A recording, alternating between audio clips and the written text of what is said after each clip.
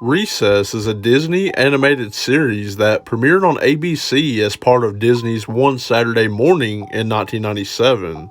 It centers around 6 kids who attend 3rd Street School, a middle school filled with wildly unique teachers, principals, and students.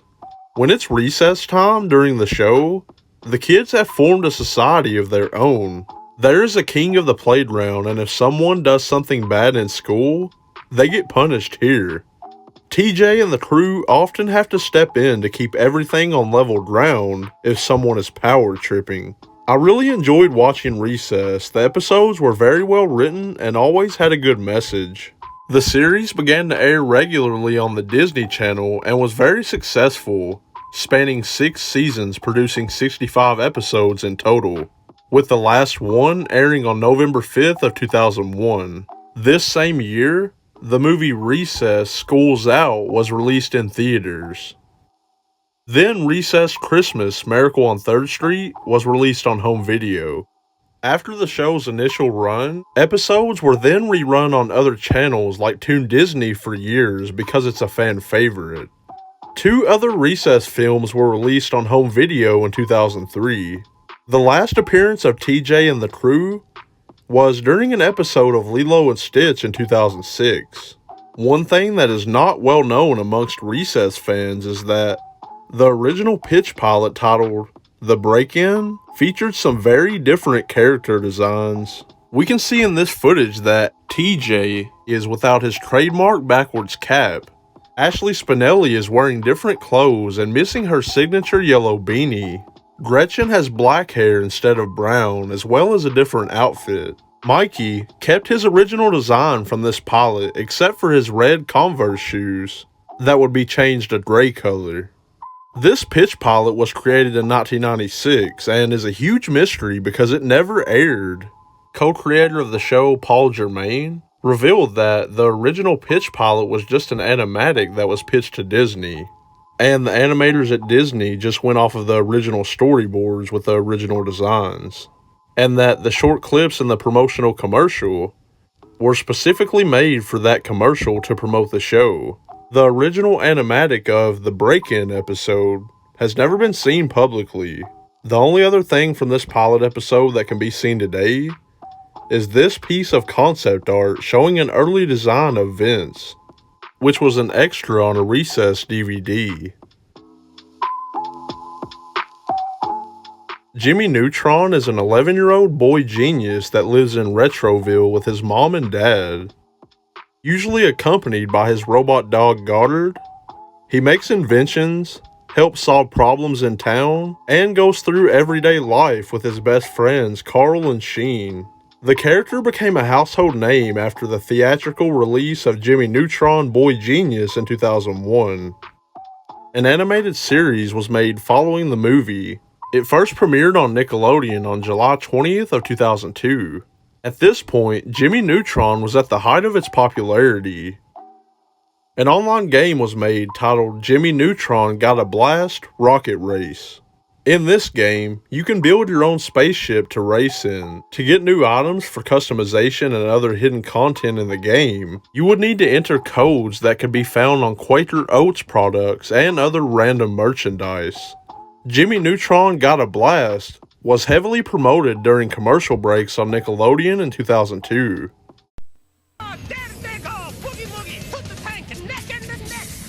These rockets were built by viewers at Nick.com and specially designed for this race course.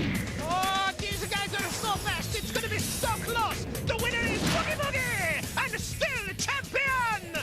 Congratulations! Remember, the winner races again in half an hour right here on Nick. See you in 1800 seconds. During the game, you can select from 8 different characters: Jimmy, Cindy, Sheen, Nick, Carl, Goddard, Libby, and King Goobot. Each character has a small description that describes them. After selecting your racer, you can then choose what type of ship you want to use. There are 4 different tracks to choose from. You race against 3 other pilots, and you can also do a challenge mode where you shoot asteroids. Jimmy Neutron Got a Blast was very popular with Nickelodeon fans. The game was well made and stayed on Nick.com until 2017 when it was removed. Soon after, a build of the game was found, but it's incomplete. People refer to this build of the game as the non-promo version. You can only play on one track and are unable to upgrade your rocket. This takes away what made the game unique, and it's not even fun anymore. People who had a hand in the development of this online game have been contacted, but a full version has yet to surface. Bobby's Girl is a planned animated movie that was set for release in the late 80s. Created by Ralph Bakshi and John Kay, the film was going to be somewhat of a parody based on The Breakfast Club. The ambitious project was pitched to TriStar Pictures Production. They liked the concept and gave Bakshi a budget of $150,000. Production of Bobby's Girl was finally underway, but sadly, almost as soon as the project got greenlit, it ran into a stop sign that had TriStar Pictures written on it. After the film had been worked on for a short amount of time, things at the company changed. President of TriStar, Jeff Sagansky, who was originally interested in the idea, was no longer there.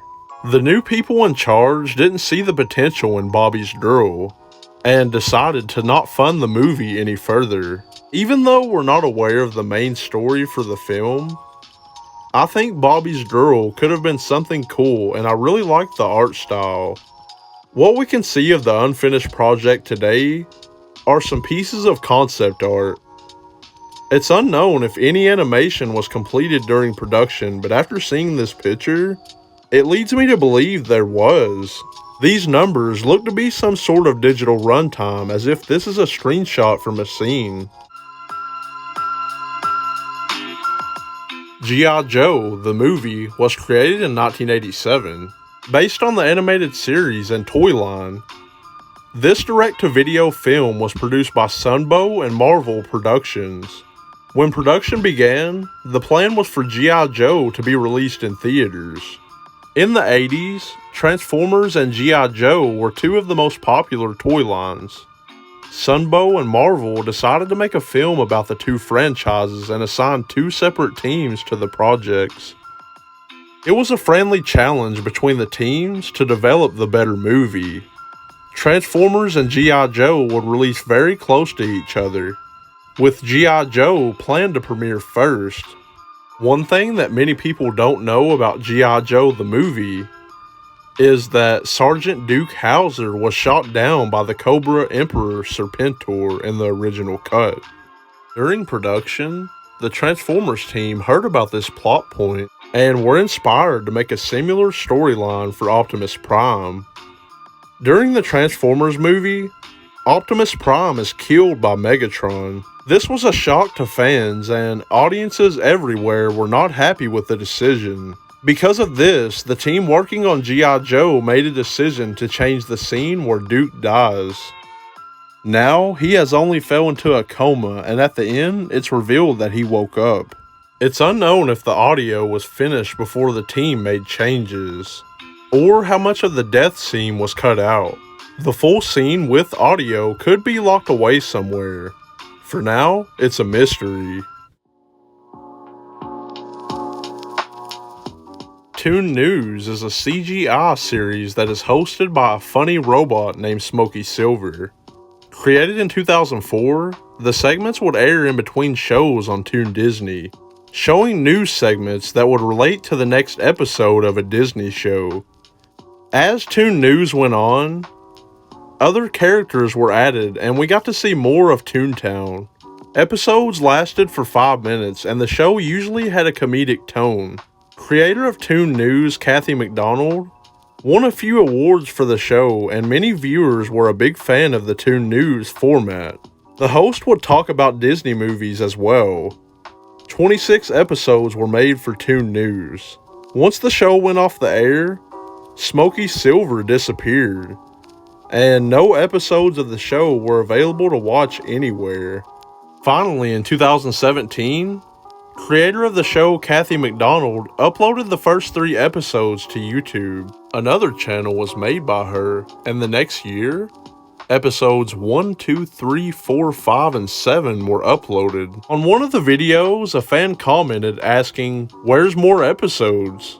Kathy replied saying she uploads when she has time and will post more episodes ASAP. This was back in 2018. No other episodes of Toon News were uploaded ever again, leaving 20 still lost. It's a safe bet that the creator of the show owns all episodes. Hopefully this series will be available to watch one day soon.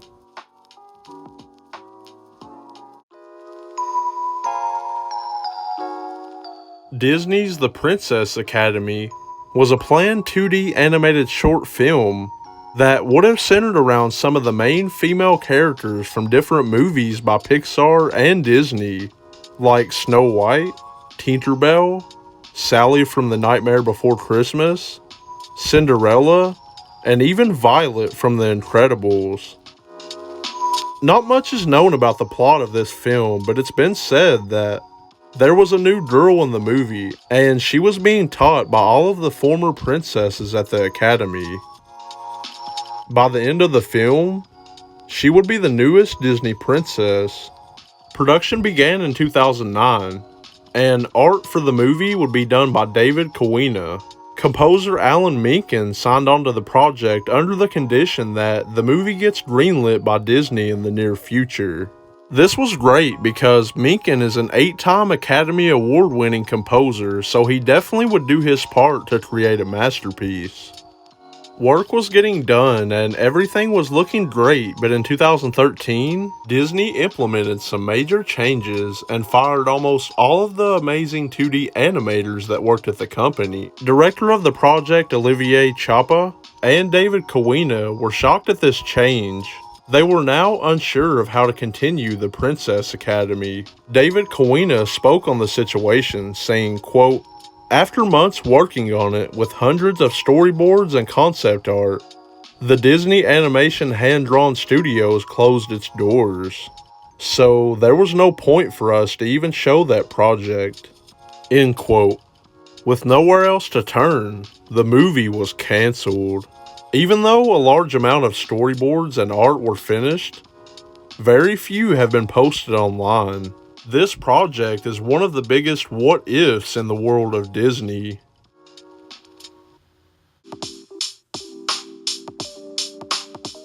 Clerks is an independent comedy film that was created on a shoestring budget in 1994. One of the best independent films of all time.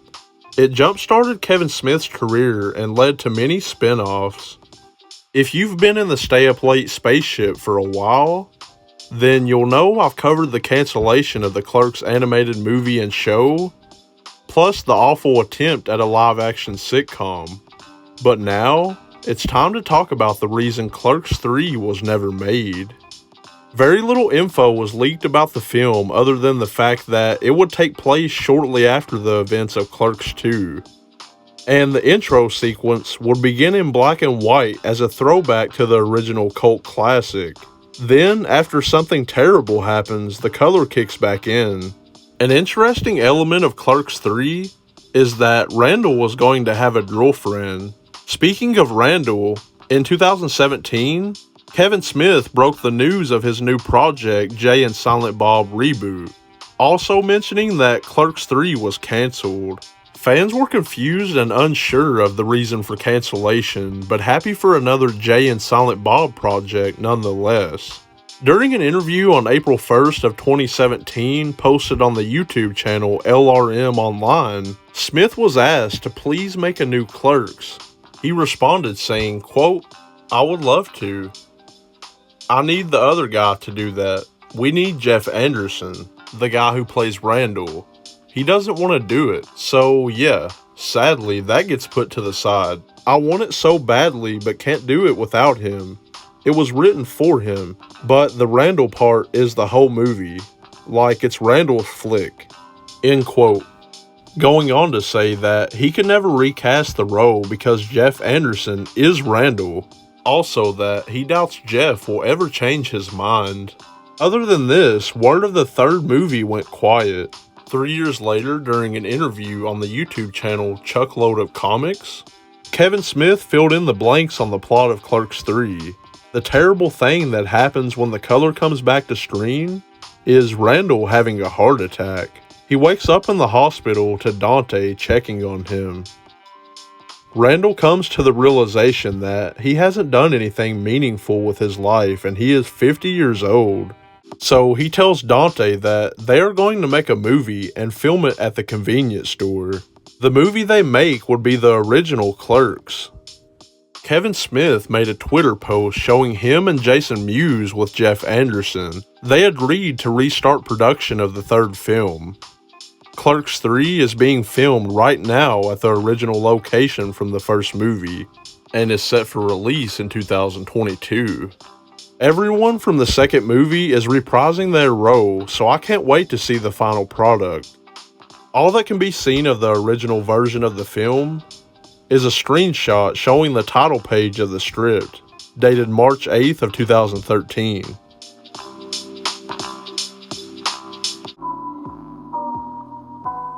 The Crazy Frog is a ringtone character that was popular in the mid-2000s. Created by Eric Wernquist in 2003, he was originally known as the Annoying Thing. The character gained worldwide attention after doing a cover of Axel F from the Beverly Hills Cop soundtrack. The ringtone song actually made it to number 1 on the music charts in New Zealand, Turkey, Australia, and Europe. The Crazy Frog buzz was so big that an album was released titled Crazy Frog Presents Crazy Hits.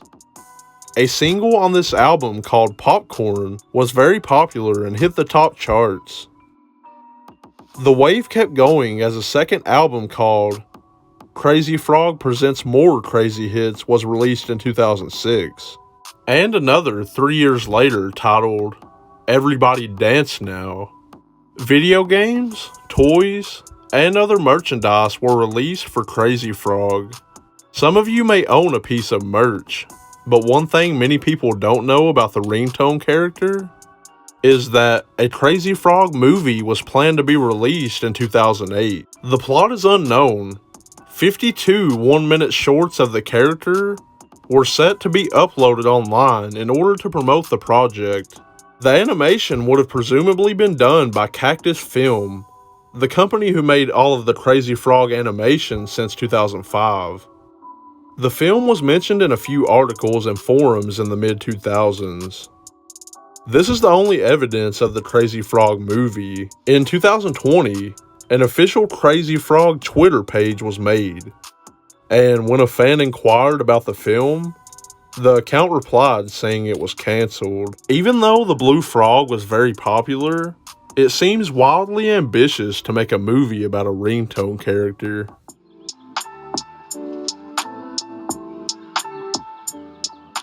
Batman the Animated Series is one of the best shows ever made. Running for 3 years, producing 85 episodes, it stayed true to the comics and paved the way for other DC animated shows. One thing that isn't too well known about the series is that Tim Curry was originally going to voice the Joker throughout the show. Production of the second episode, titled Christmas with the Joker, began, and during the recording session, producers weren't satisfied with Curry voicing the Joker and decided they needed someone else for the role. Creator of the series Bruce Timm was happy with Curry's performance and wanted him to be the Joker. Despite this, Mark Hamill came in to take over the role. However, Tim Curry did voice a few small characters throughout the show, so he didn't leave on a bad note. Other than episode 2, Christmas with the Joker, it's unknown how many other episodes were recorded with Tim Curry as Joker. Sources have stated that 4 episodes were done by Tim Curry, and it's rumored that possibly the entire first season was done with Curry's Joker. The original Joker audio was most likely locked up in a vault at Warner Brothers headquarters. That is 9 entertaining pieces of lost media. I hope everyone enjoyed the video, and if you did, be sure to let me know by hitting that like button and drop a comment if you feel like it. Subscribe to the channel for more lost media videos just like this one. And until next time, stay up late productions.